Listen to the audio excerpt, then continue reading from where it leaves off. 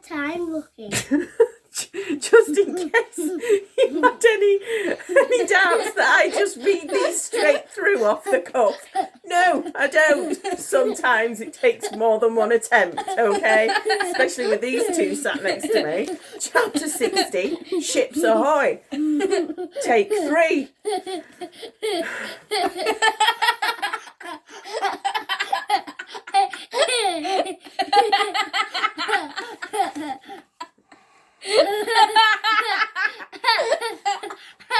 When we're quite ready.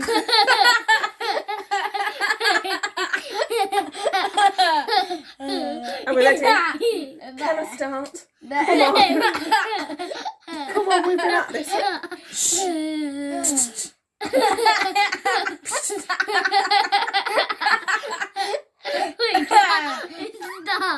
Stop. You're telling me to stop. Rich.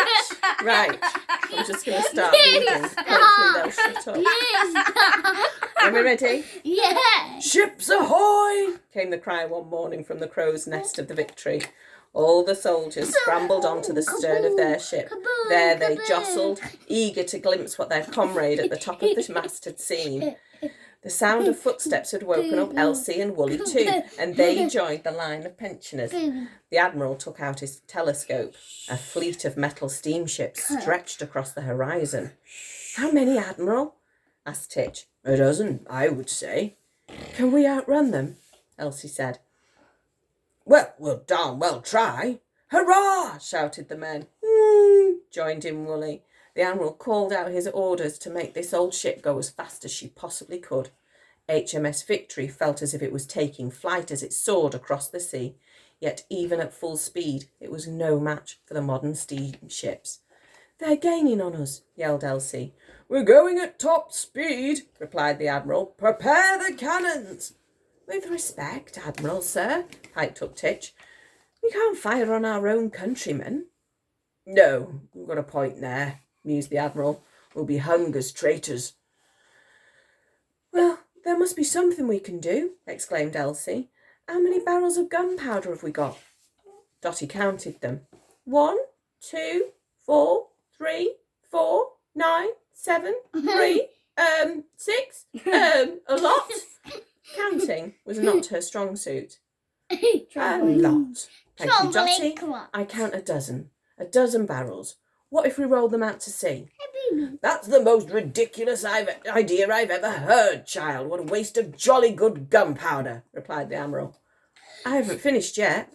Ooh, called the pensioners.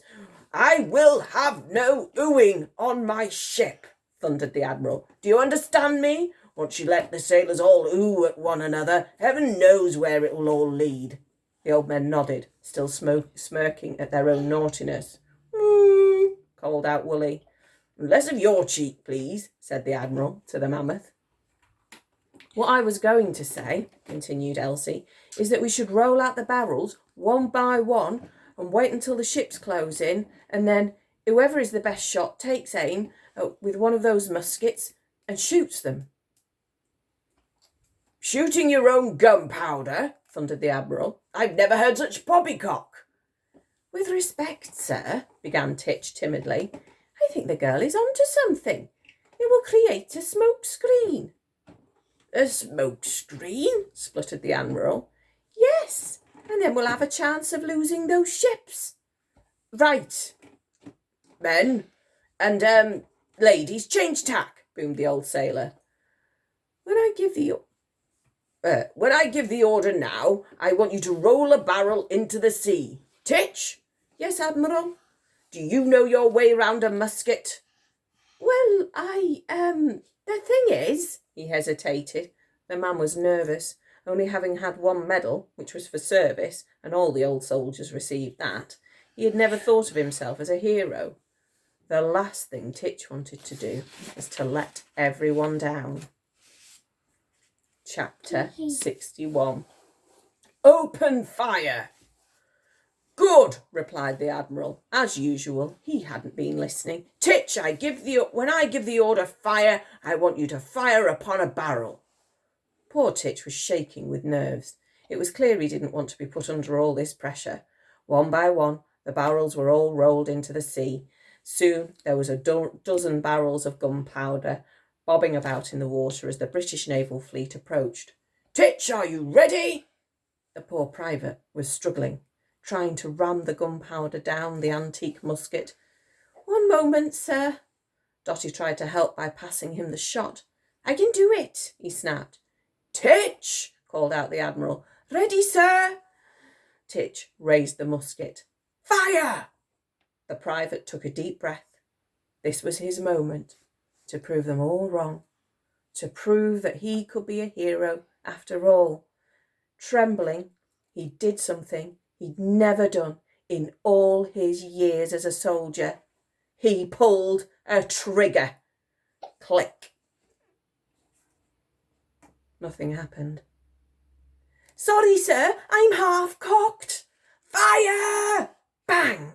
The force of the blast, threw Titch off his aim. Instead of the shot firing across the sea towards the barrel, it skimmed over Woolly's head, parting her fur. Woo! Before blasting a huge hole in one of HMS Victory's sails.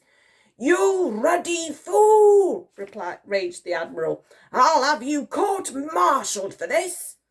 "I'm useless," said Titch, bowing his head in defeat.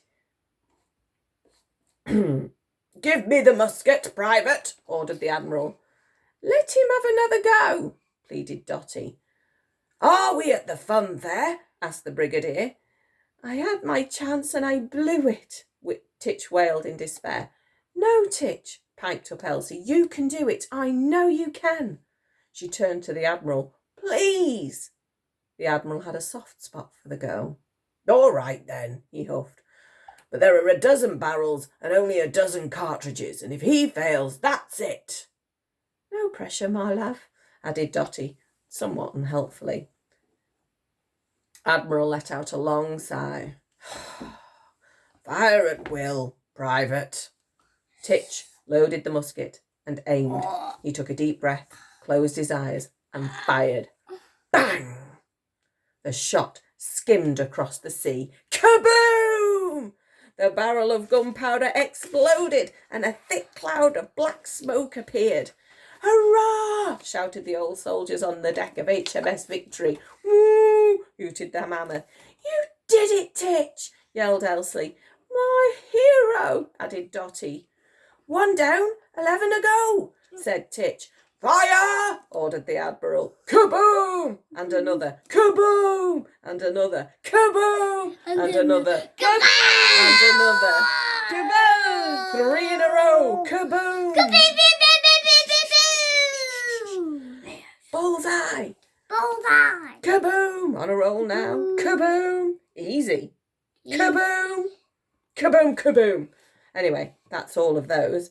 Against all the odds, Titch had hit every single barrel. Now there was a huge curtain of black smoke stretching out across the sea. "Hurrah!" shouted the soldiers. "Woo!" added Woolly. Added Woolly boy. Right. And we're going to call it a session there. We'll do another one hopefully tomorrow. Hope you enjoyed that. No, we're not. We're doing it again. Another chapter.